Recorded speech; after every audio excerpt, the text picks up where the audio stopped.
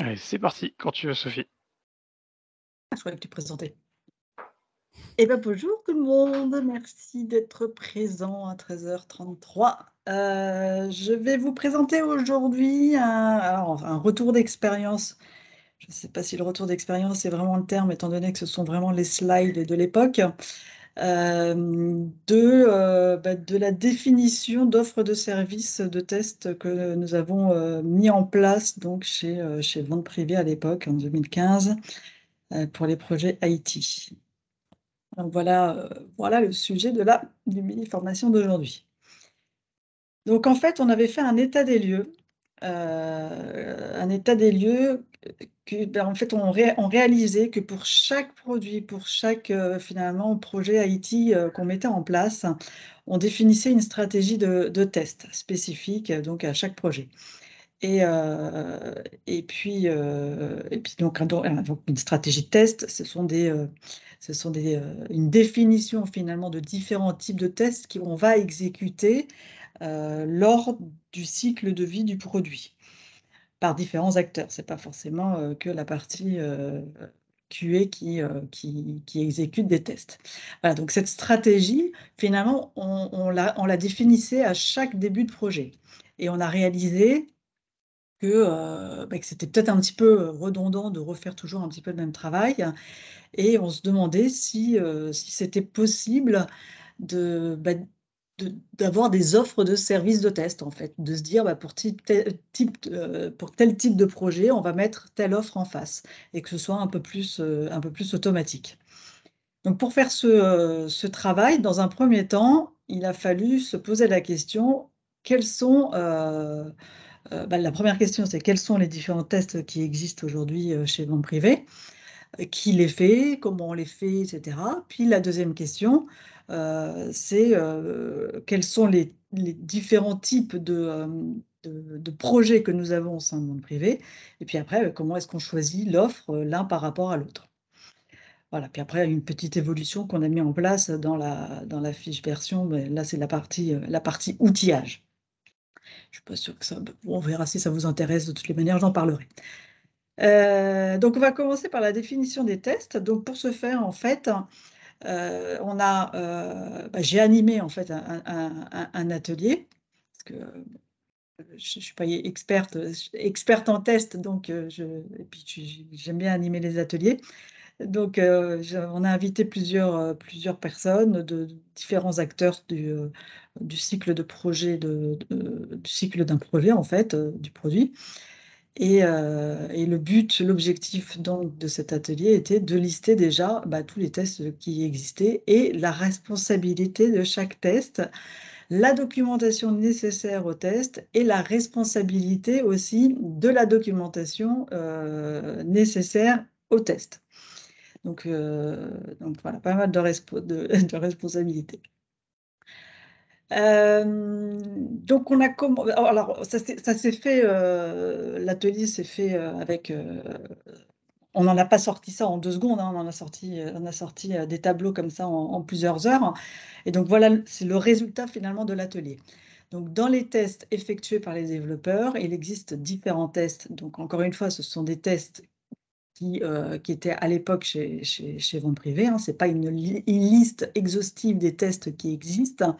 Ce n'est pas parce qu'on le faisait chez Vente Privée que c'est bien de le faire chez ProWeb, c'est un retour d'expérience. C'est comme ça qu'on travaillait à l'époque, hein. Donc, dites retour d'expérience, et ce n'est pas un Sophie a dit qu'il faut faire ça, hein. Donc, je tiens vraiment à le préciser. Donc, ce que les développeurs donc, avaient l'habitude de faire comme test, ce sont des tests unitaires. Donc, les tests unitaires, ça consiste à tester individuellement les composants de l'application, sans documentation en préambule. Il y avait le check de qualité de code, donc soit ça peut être quelque chose de manuel ou d'automatisé avec Sonar, donc pour avoir un contrôle de respect des normes, pas des cordes. Aucune documentation non plus. Ensuite, on avait les tests unitaires de performance pour tester les performances de chaque composant. Donc, sous performance, on peut entendre des tests de charge, on peut entendre pas mal de types de performance. Donc ça, tout était documenté dans le document d'archi technique avec des éventuels SLA accompagnés. Donc, par exemple, test de charge, on savait que à l'époque, si on mettait une vente, je ne sais plus quelle marque espagnole, là, dès qu'on mettait dès qu'on ouvrait une vente de cette marque, ça explosait la charge. Et donc, il fallait surtout pas qu'on mette en prod quelque chose de lourd, quoi. Il fallait vraiment tester les performances du site parce qu'il y a dès qu'il y avait des millions de personnes qui se connectaient à 7 heures du mat, c'était quelque chose. Voilà, donc beaucoup de tests de perf. Les tests d'acceptation, donc utilisés pour travailler en BDD. Donc BDD, c'est le Behavior Data Driven, c'est comment on doit se comporter, la fonctionnalité, et donc travailler d'abord sur les tests pour travailler après sur le code. Et donc on vérifie le code en fonction de ce qui a été travaillé euh, dans les tests. En fait, on écrit les tests, on écrit le code, et puis on teste le code au fur et à mesure. Donc, ce genre de test était fait à partir des critères d'acceptation qui étaient dans le need. Donc, le need, en fait, chez Van Privé, on n'appelait pas des user stories ou des technical stories ou des items ou des tickets ou des machins. On appelait ça des needs, des besoins, en fait. C'était la liste au Père Noël. Donc, c'est un côté un petit peu marketing. C'était le côté de liste au Père Noël. Euh, Ceux qui ont des enfants, ils comprennent très très bien. Quand on se reçoit avec le catalogue entier collé sur des pages, ben, on commence à expliquer aux gamins qu'il va falloir qu'ils priorisent. Donc c'est pour ça un petit peu voilà, qu'on avait appelé ça comme ça. Donc le need, c'est l'US. Euh, et le métier, alors le responsable de la documentation, c'était un peu le métier, c'est quel est le besoin finalement du métier. Et à partir de ce besoin, on pouvait commencer à travailler sur la conception et à travailler à une proposition de solution. Après, il y avait les tests d'intégration, donc c'est toujours pour la partie développeur, des tests exécutés pour valider l'intégration des modules entre eux et dans leur environnement. Ça, c'était fait sur la base du requirement, donc de l'exigence qui était écrite par la compétence fonctionnelle. Donc, à partir finalement des besoins, on pouvait en déduire des exigences fonctionnelles. Et donc, c'était une documentation, voilà, une documentation obligatoire pour pouvoir démarrer non seulement un dev, mais un test d'intégration en tout cas. Les tests fonctionnels pour but de vérifier la conformité par rapport à l'aspect fonctionnel, sachant que l'aspect fonctionnel, c'est le requirement et la charte graphique fait partie du requirement. Voilà pour la définition des tests effectués par le développeur, encore une fois chez Vente Privée à l'époque en 2015. Après, on avait listé les tests effectués par la qualif. Donc, je reviens, tous les développeurs ne faisaient pas forcément tous ces tests à chaque fois, hein. Il y avait toujours des stratégies de tests qui étaient travaillées en préambule.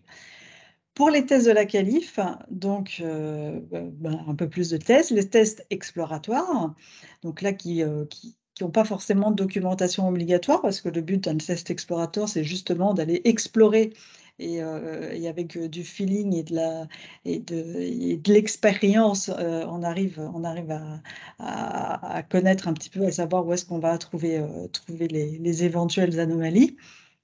Les tests d'acceptation, donc ce qui revient un petit peu au même test d'acceptation tout à l'heure, mais soit c'est le dev, soit c'est la QA qui le fait. Test fonctionnel, pareil. Les tests en team session, donc ça, ce sont des tests exploratoires, mais par groupe. Donc de temps en temps, quand il y avait vraiment une grosse évolution et qu'on voulait être sûr, il y avait des demi-journées ou 2 heures qui étaient prévues.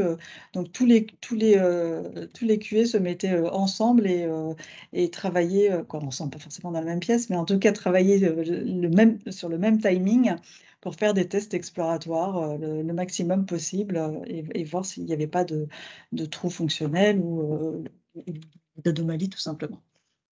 Des tests de régression manuels, des tests de régression automatisés. Dans les tests de régression, ça permet de vérifier que les modifs n'ont pas altéré le fonctionnement de l'application.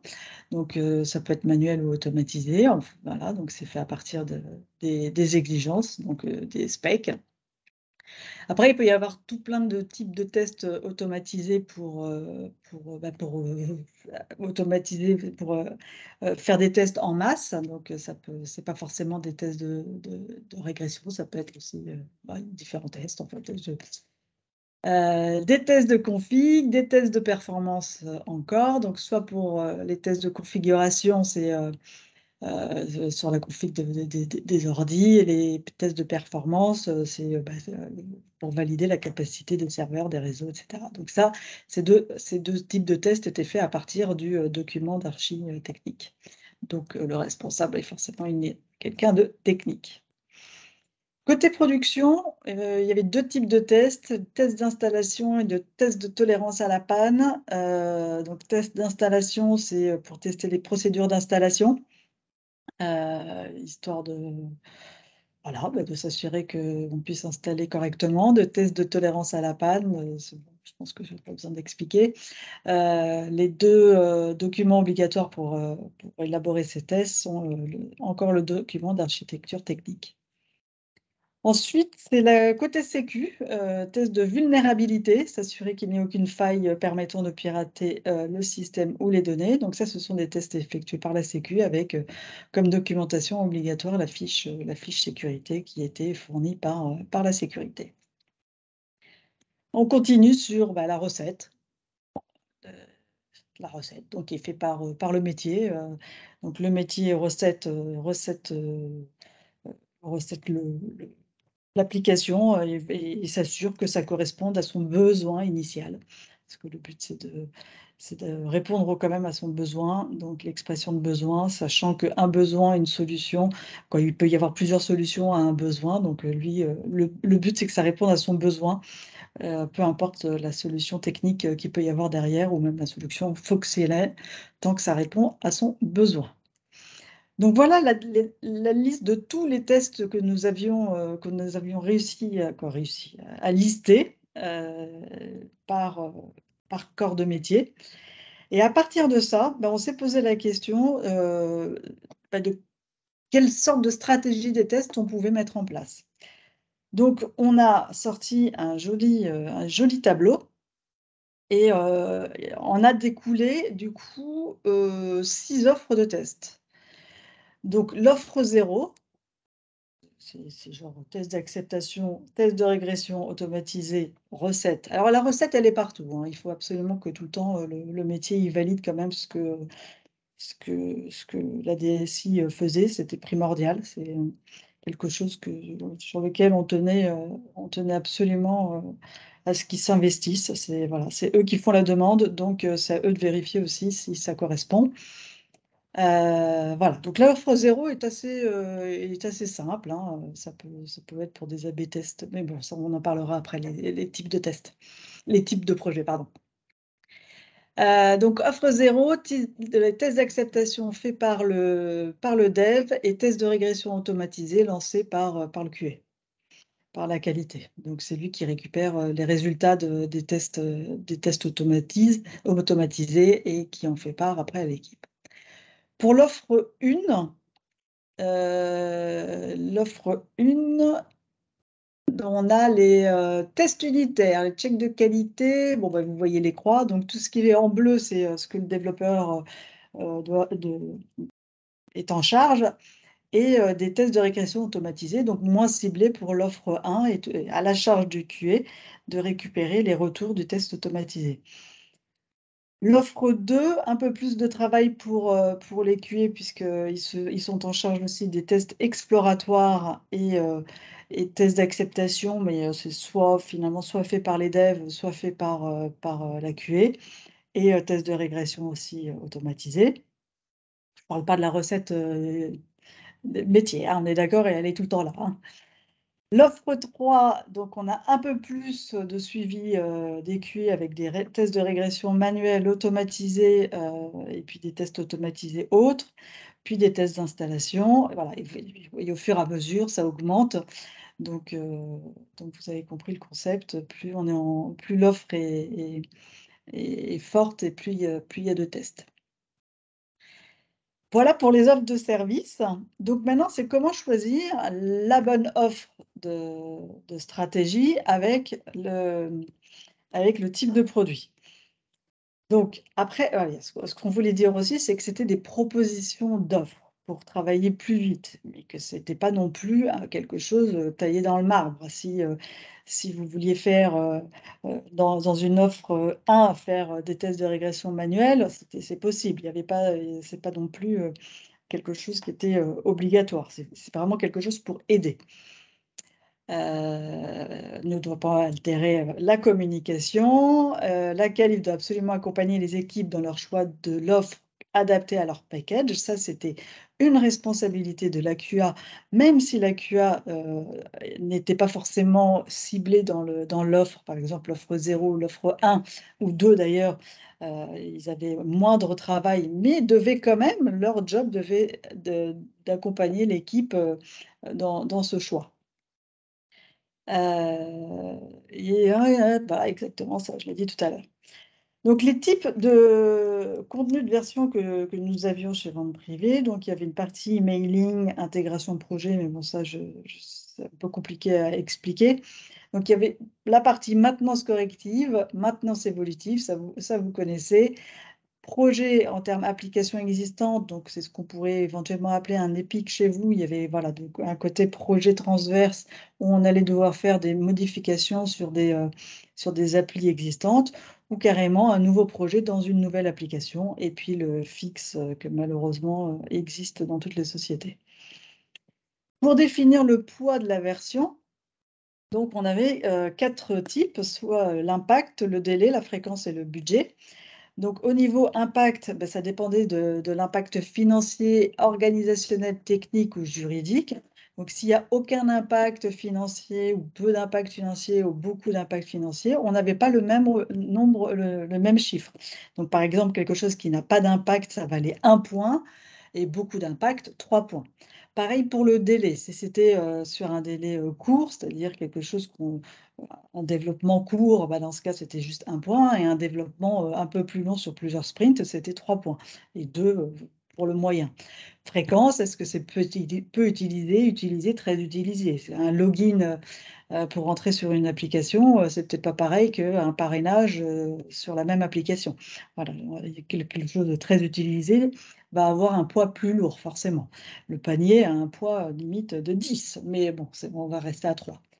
Et le budget, bah, c'est, suivant le budget, imparti, bah, ça sera 1, 2 ou 3. Voilà, donc en fonction de ça, on va pouvoir, heu, élaborer finalement notre choix d'offre. Donc si le poids est à 4,5, donc c'est-à-dire 4,5, c'est comme si on avait, pas d'impact court, peu utilisé, faible, donc ça c'est un poids à 4. Bah, si c'est un poids 4, pour une maintenance corrective, on fera une offre 0, évolutive, on fera une offre, pardon, une maintenance corrective, on prendra l'offre 2. La maintenance évolutive offre 2, projet, et pour les projets, on fera 3 et pour les fixes, 0. Parce que là, quand c'est urgent, il faut y aller. Voilà et en fonction donc de chaque poids, on va pouvoir et en fonction de chaque poids et en fonction de chaque, type de projet, on va pouvoir, donc, sélectionner, l'offre de service adaptée. Donc il y avait des petits exemples histoire de mieux comprendre cette histoire de poids et de type de projet. Par exemple, l'évolution du header du site, c'était une maintenance, évolutive et son poids était de 5 car peu d'impact, délai court, fréquence peu utilisée et budget faible. Donc comme, le poids était de 5 et que par rapport à notre schéma, 4-5 c'était pour les maintenances évolutives, c'était 2, bah, l'offre de service adaptée, c'était 2. Donc si on revient au premier er là, l'offre de service 2, ça donne des tests unitaires, un check de qualité du code, des tests exploratoires, des tests d'acceptation et des tests de régression automatisés avec évidemment la recette. Si on continue sur un autre exemple, un fixe sur le paiement, donc autant dire que c'est un fixe urgentissime. Donc beaucoup, beaucoup, beaucoup d'impact, délai ultra court, fréquence, très, très, très utilisée et budget faible. Donc, en suivant son poids, ça fait un poids de 8. Et 8, donc ça serait la proposition 1. Et si je reviens à la proposition 1, c'est on fait les tests unitaires, le check de qualité, les tests d'intégration, tests d'acceptation fonctionnelle et régression automatisée. Et recettes, évidemment. Et le dernier exemple, c'était sur le SRM. Alors SRM, c'est le service après-vente. Je ne me souviens plus exactement ce que signifie SRM, mais bon. C'était l'accès aide et contact dans la partie du site. Donc une maintenance évolutive, beaucoup d'impact, puisque c'est la partie après-vente. Délai court, fréquence moyen et puis budget faible, donc la proposition de l'offre serait 2. Donc voilà comment on proposait finalement d'accompagner la QA dans le choix, dans la sélection de sa stratégie des codes pour n'importe quel type de projet. Pour cela, on a mis en place donc un outillage. Et dans l'outil, donc nous, on travaillait sur Microsoft et on avait une fiche version qui permettait de lister toutes les US qui allaient être livrées dans cette fiche version, donc avec un certain nombre d'informations, et notamment donc un onglet. Donc ce sont des onglets ici. C'est pas très clair, mais ce sont des onglets et un onglet test qu'on a rajouté. Et en fonction des impacts des poids, finalement, on pouvait sélectionner ici et automatiquement, on avait notre stratégie de test qui était proposée. Donc proposer, ça voulait dire qu'on pouvait éventuellement modifier derrière. Si on voulait une team session, on le mettait à 8 et hop, on avait du coup une team session. Et ça permettait de suivre un petit peu tous les tests qui étaient faits donc, sur chaque version de l'application. Voilà, les participants de l'atelier, mais bon, ça, je suis pas sûre que ce soit hyper intéressant. J'ai fini si vous avez des questions.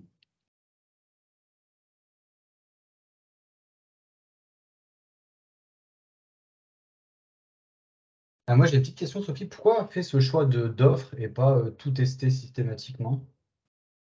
Pour justement éviter de tout tester systématiquement. Et le retour, enfin, si je peux nous faire un retour, c'est que c'est quelque chose qui fonctionne. Il y a des trous dans la raquette, on arrive bien à savoir, à prioriser ou pas? J'ai pas compris ta question, pardon. En fait, si on choisit une offre light, on va dire, Ouais. les paramètres et tout, et est-ce que derrière, enfin, vous avez des regrets à avoir choisi cette version light ou en se disant, Bah, bah, tiens, on a choisi ça, mais finalement, il y a plein de choses qui n'ont ouais, pas été vues. pas du tout, parce qu'au final, tu as toujours quand même des tests de régression Hmm. automatisés. Donc il y a quand même, pas mal de choses derrière, en fait. Il y avait quand même, ça aide beaucoup et puis finalement, il y a beaucoup de tests, hein. Quand tu regardes. L'offre 0, effectivement, elle en a peu. Là, c'est en général, c'est quand c'est assez ciblé, c'est du rapide. Après, tout le reste, c'est juste que il y a plus de travail au niveau développeur. Ok. Après, je te dis pas qu'on n'a jamais fait de rollback, hein. Oui, oui, non, mais ça, oui, oui, bah, si tu me l'avais dit, je t'aurais pas cru, ça aurait perdu de crédibilité. Mais non, non, mais Ouais, je te bon, on est bien d'accord. effectivement, ça arrive et on travaillait beaucoup en toggle aussi, donc ça aidait beaucoup. Ok, Donc si tout d'un coup, il y avait finalement un souci, un gros trou dans la raquette, paf, on mettait off et c'était fini, quoi. Il y avait pas besoin de faire de rollback. Donc ça aussi, ça aide beaucoup quand même de travailler comme ça. Puis ça permet de mettre en place aussi les tests de régression au fur et à mesure de mettre en place, la fonctionnalité, sur site. ok.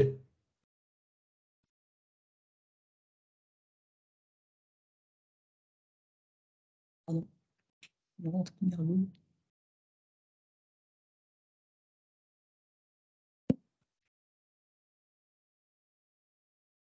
Voilà.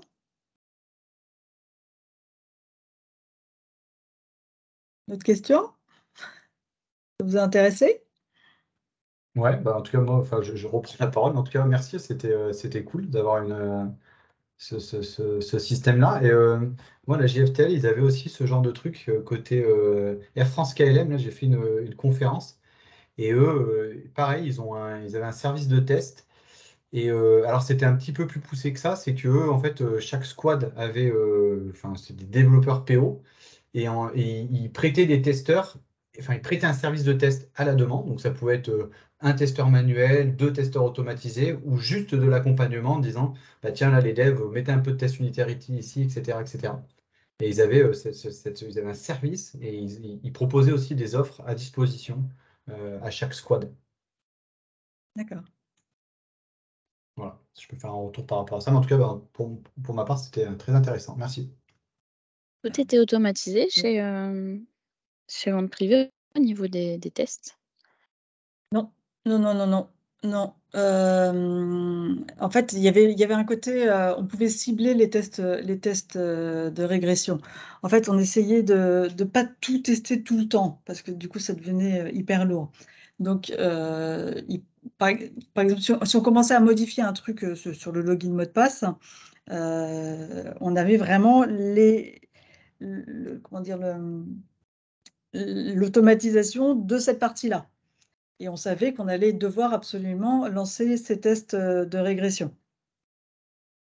Mais de temps en temps, on devait lancer tous les tests de régression. En fait, c'était on pouvait sélectionner, en fait, se dire, si on a touché à telle fonctionnalité, on va lancer tel test de régression automatisé. Si on a touché à tout, on lance tous les tests automatisés. OK, super. Donc c'était quand même assez ciblé sur les cas nominaux, sur les choses assez... ouais, les grandes bandes passantes, en fait, parce que tu peux pas Mmh. toujours tout tester, sinon tu commences à en avoir pour 6 heures et si tu veux délivrer, faut aller un peu plus vite, quoi. Tu peux pas à la fois, tu peux pas faire des tests de régression manuels à chaque fois systématiquement parce que ça te prend des jours et c'est exponentiel. Alors malheureusement, c'est un peu pareil avec les tests automatisés. Même si c'est exponentiel en minutes et pas en jours, il faut quand même avoir un juste milieu. C'est pour ça que la stratégie des tests est hyper importante dans un projet, en amont, en fait. C'est vraiment se poser la question, sur quoi on va toucher, quelles sont les fonctionnalités qu'on va toucher, est-ce que c'est risqué, pas risqué, est-ce qu'on met vraiment est-ce qu'on doit mettre des gens dessus, est-ce que c'est toute cette stratégie qui est à faire en amont, en fait. Et Et pardon. ouais, non, vas-y, excuse-moi. Et vous en étiez quand vous vous êtes dit: «On va mettre en place une stratégie des tests», c'est qu'il y avait un problème initial ou c'était pour accélérer, les livraisons, enfin accélérer, qu'il y ait plus de livraisons continues ou des choses comme ça? Non, C'était c'était quoi pour le accélérer la définition de la stratégie des tests. En fait, on a réalisé que c'était toujours un peu pareil. Et au lieu de réinventer la roue à chaque fois à se poser la question, bon, alors, pour ce projet, quelle stratégie nous allons mettre en place? Pour Mmh. éviter ça, en fait, on s'est dit, bon, on va accompagner le QA dans l'élaboration de sa strate en lui proposant déjà 6 offres de services. D'accord. En fait, on n'avait pas.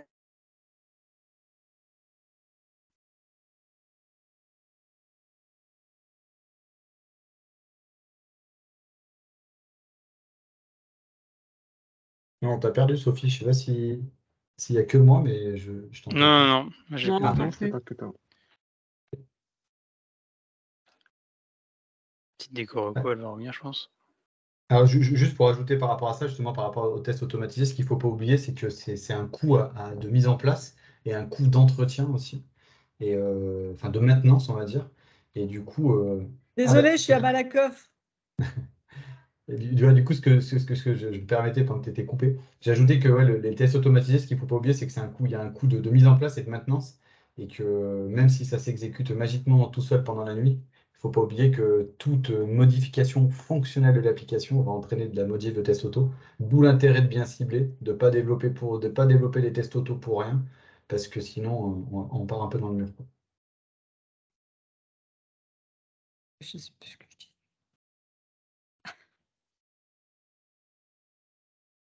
Je sais plus ce que je disais. Je crois que tu réponds à la question, savoir si c'était pour répondre à un besoin de livraison plus rapide, non, c'est ça? Ah Tu parlais oui, d'accompagnement de QA. oui, c'était pour, voilà, pour accompagner les QA à choisir une stratégie des tests plus rapidement. Voilà. Et du coup, parce que là, on voit que les tests concernent pas que les QA. Mhm. Et c'est le QA qui était en charge de définir la stratégie de test quand même si ça concerne finalement toute la boîte? Ouais. OK. Chez vous, en tout cas. Ouais, chez Vente Privée à l'époque, en 2015, hein, encore une fois. Ouais, c'est ça. Mhm. Non, non, mais oui, c'est une photo à une période donnée, c'est intéressant.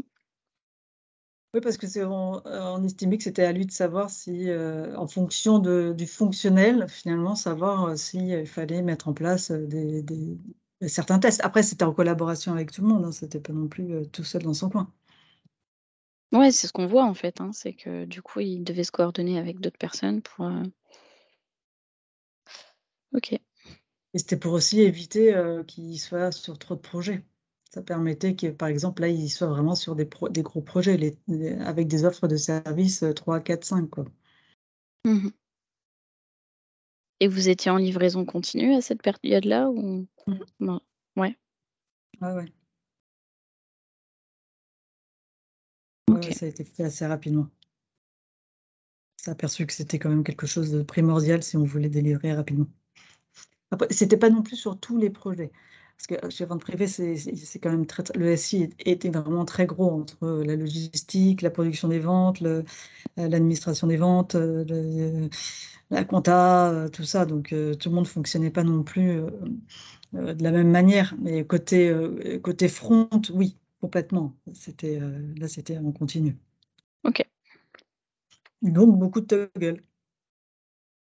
OK. Beaucoup, beaucoup, beaucoup. Et ça permet de pouvoir tester sans mettre en prod complètement. Bah, ouais, c'est trop bien Et ça permet aussi de voir si ça casse rien et de revenir en arrière, et de revenir en arrière rapidement. c'est ça.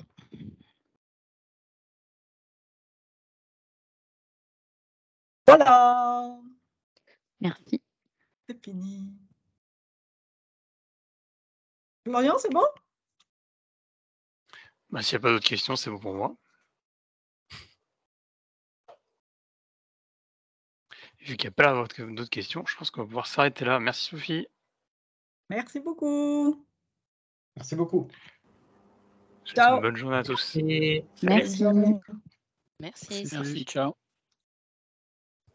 Merci.